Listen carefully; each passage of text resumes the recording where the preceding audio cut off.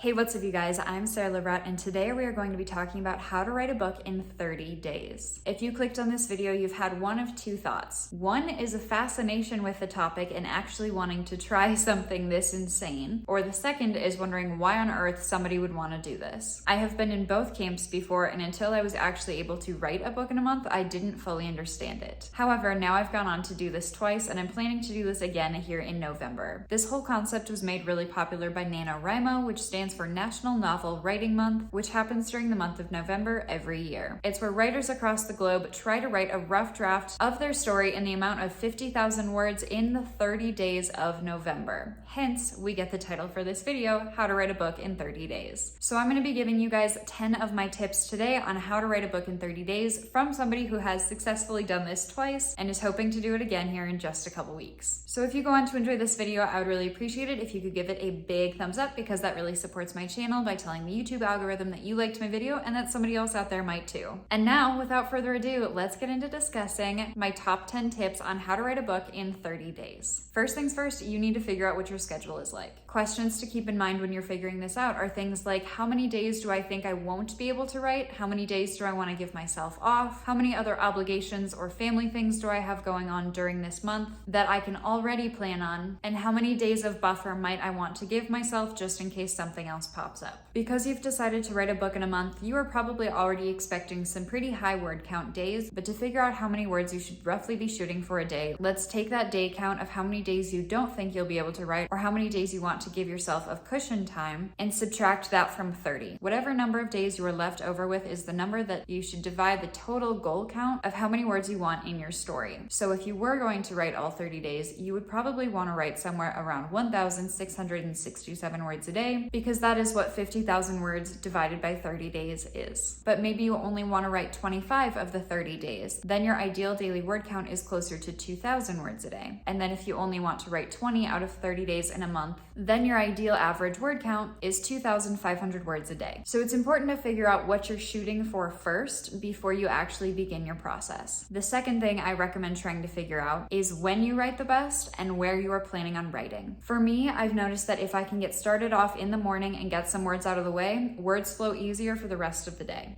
Did that rhyme?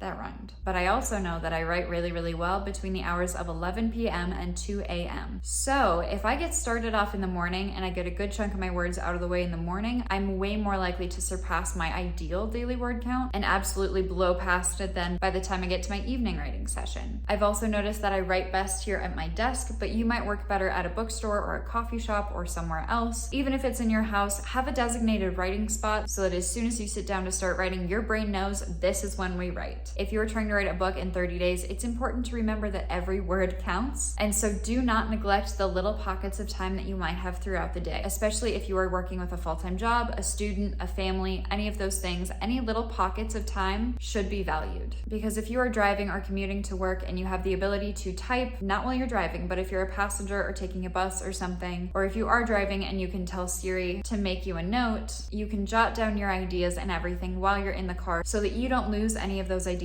from those little pockets of time. You might also think about setting aside 15 minutes of your lunch break to get a little bit of brainstorming or writing in. Make those little pockets of time matter because they really add up. Tip number 3 to prepare before you start writing is to beware of your distractions. Take the time to identify your distractions. For me, it's social media and having my phone next to me while I'm writing. And if those are yours too, then you might want to try setting a social media timer on your phone. Most smartphones do that now, where you can set timers where after 15 minutes or 30 minutes or whatever for the total of the day, it will remind you that you should get off, and you can either snooze it or hit OK and it will close you out of the app, which is amazing. While you're writing, you can also turn off your Wi-Fi or put your phone onto airplane mode or set your phone to a time lapse so that you are not tempted to check it while you are writing. For myself, I have also noticed that if I start my day off with social media, my attention span for the rest of the day is shorter. So you might want to start out with writing or something more along those lines, like reading, or something a little bit slower and a little bit less of that instant gratification, so that you can really encourage your brain to sit down and write and to not just feel the need to scroll on social media all day long. Tip number 4 is is to plan out a little bit of your story. This will vary depending on the kind of writer that you are, but for me, I don't really identify as a plotter. I'm much more of a pantser, where I have a gist of what's going to happen, but I don't have a super detailed outline written out before I begin. So no matter which of those camps you fall in, there are a couple things I recommend you at least think about before you begin writing your story. And it's actually two separate ideologies, and one I learned in a creative writing class and the other one I learned from Brandon Sanderson's creative writing class. But the first one that I learned is that to write more compelling characters, it's important knowing going into your story what your character's biggest motivation or desire is. Why do they make the decisions they make? Why do they act the way that they act? What is their goal? What is their motivation? What's their desire? Another thing is, what is their biggest fear? This will help you as a writer know why they are making some of their decisions. And the third thing is to know what their biggest secret is. This could also be another reason why they are acting the way that they are, or why they are making some of the decisions that they're making. These three things ultimately just help you as the author understand the character's actions and motivations as you write. And then the tips that I wanted to share from the Brandon Sanderson creative writing class is that in order to write a compelling story, each chapter must have one of the 3 P's, and that is either promise, progress, or payoff. And these 3 P's really work together to make the story feel satisfying and to eventually have a satisfying ending. If you think you want to start planning your story a little bit more in depth before the time comes to actually write your book, there's lots more information online about how to outline a novel, how to do character profiles, and there are books like this one that I have looked at briefly called Save the Cat Writes a Novel. It will be linked down in the description box below, where it covers story beats and where they should roughly fall throughout the story. But like I said, I'm way more of a pantser than I am a plotter, so that's kind of all I'm going to be touching on as far as the story planning goes. Okay, tip number 5. Now we're getting to the actual writing portion of writing a book in 30 days. Utilize writing sprints and productive breaks. A writing sprint is basically where you set a timer for a set amount of time and then you write until the timer is up. This can be as short as 5 minutes and as long as an hour. If you're just getting started with writing sprints, I suggest somewhere between 20 and 30 minutes and see how you feel based off of that. And then after you are finished with a writing sprint,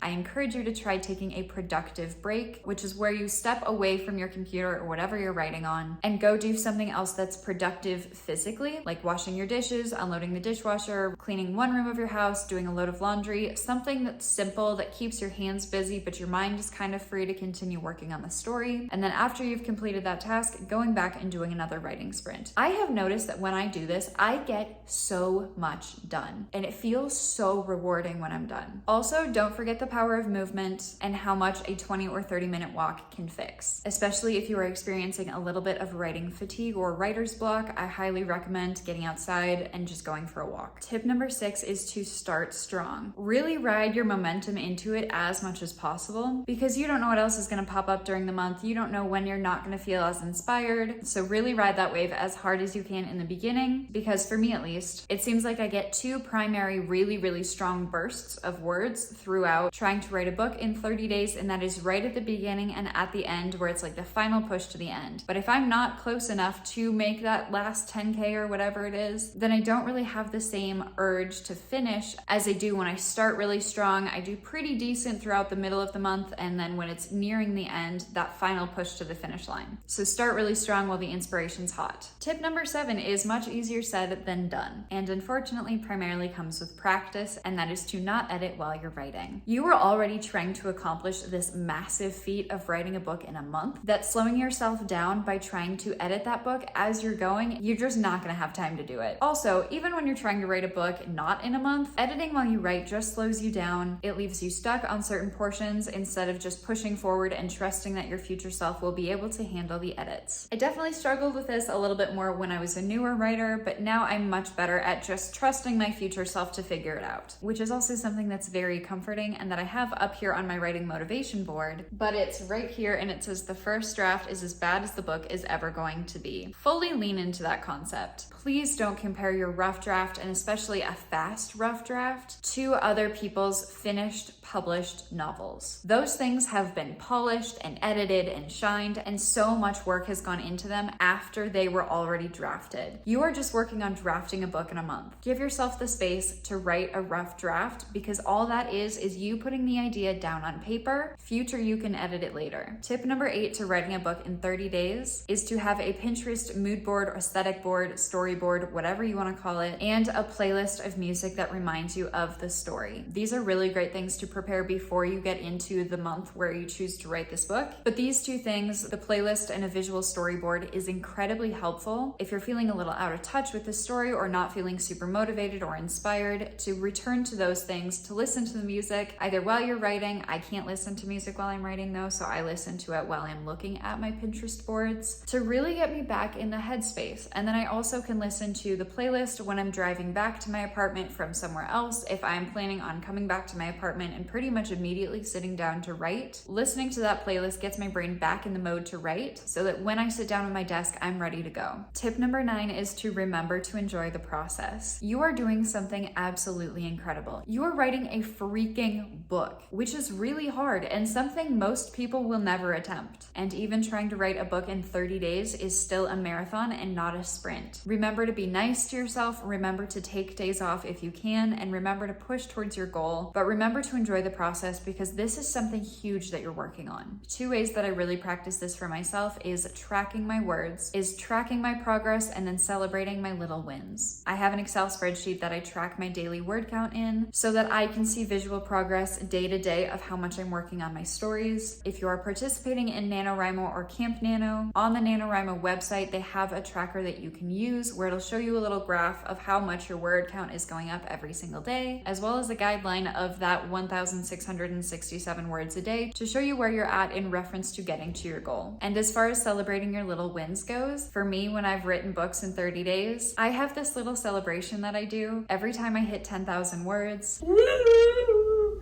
Woo! Woo! I have to prepare myself. Woo! Woo!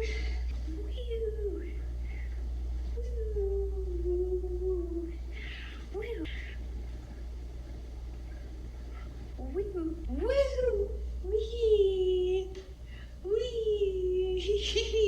Woo! Okay, getting dizzy. Woo! And there's something about that is just so much fun to have, like a physical expression of that excitement. I've known people to have dance breaks whenever they do 1,000 words or whenever they hit a couple thousand words. I've had people, bake cookies or bake a cake or go out and buy a cake every time they hit a milestone, or they go and they buy themselves new pens, or they go and they buy new books or bookshelves. That's a little bit bigger of a one, but whatever you feel like is rewarding to you for whatever set goals you have, I would say yes, have a big reward for when you hit your goal of hitting 50,000 words or whatever your total word count for your project is. But don't forget to celebrate your little wins too. It could be every 100 words you eat a piece of chocolate or a gummy bear or something. And I don't know where I'm getting these ideas from, but whatever you think is exciting as a reward is how you should reward yourself. Maybe it's every 1,000 words you get to sit down and watch an episode of a TV show. Like, who knows what it is? It's all up to you. And then last but not least is tip number 10. When taking on a project this big, it is very easy to get overwhelmed. So remember that you can take a step back and look at the bigger picture. Remember why you're doing this. Remember what you want out of it. Also remember how far you've come to either be undertaking this goal of writing a book in a month or looking at how many words you've written so far towards your goal. Look at the bigger picture. Are you writing this book for yourself? Are you writing it for someone else? Remember what you're doing this for, and that's gonna help get you through it. Your dreams are big and won't come easily, so make sure that you chase them down with a machete. I said that in a video a little while ago and you guys loved it, so we're bringing it back. If you enjoyed these 10 tips and you have not already, I would really appreciate it if you could give this video a big thumbs up because that really supports my channel. If you enjoyed this video and you want to see more like it from me, or if you want to follow along on my journey of writing a book in a month, which I will be doing here in November, and I try to do probably like at least once or twice a year, as well as preparing some of my other books that I've written for publication, make sure you hit that big red subscribe button because I'm currently posting 2 videos a week on Mondays and Thursdays. Leave a comment down below if you have any other tips that you think I missed. And with that, thank you guys so much for watching. I'm Sarah Lebrat, and I will see you guys in the next video.